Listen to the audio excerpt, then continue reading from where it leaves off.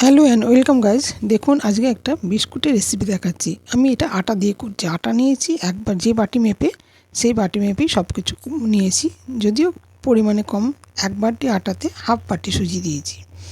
এবার বাটার নিয়েছি, একটু বেকিং সোডা নিয়েছি, একটু নুন নিয়েছি আর একটু আমুল দুধ নিয়েছি। এবার সব একসঙ্গে ভালো করে মিশিয়ে নেব।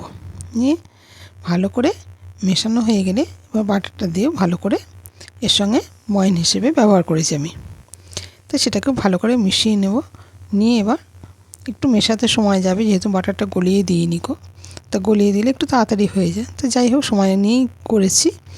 তা হয়ে গেছে, এবার মুঠো করে দেখাবো। দেখুন কত সুন্দর হয়েছে। এবার আমি এটাকে জল নয়, শুধু এটা রস তৈরি করে রেখেছি, চিনির সিরাপ, সেটা দিয়ে আমি এবার মাখবো।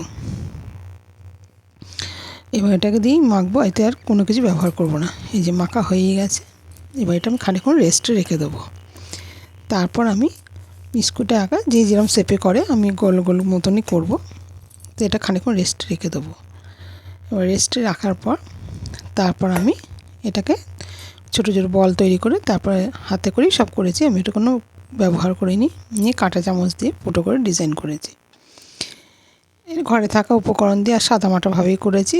আর এগুলো করলে এটা তেলে এবার ভেজে দীর্ঘদিন, অনেক দিন পর্যন্ত 3-4 মাস রাখাই যায়। তা এটা এত টেস্টি আর সুস্বাদু হয়, এটা মানে কল্পনা করতে পারবে না। খুব খাস্তা হয় আর মুখে দিলেই মিলিয়ে যায়।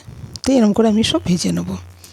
ভেজে নিয়ে এটা অনেক দিন পর্যন্ত স্টোর করে রাখবো। তা কেমন লাগলো রেসিপিটা?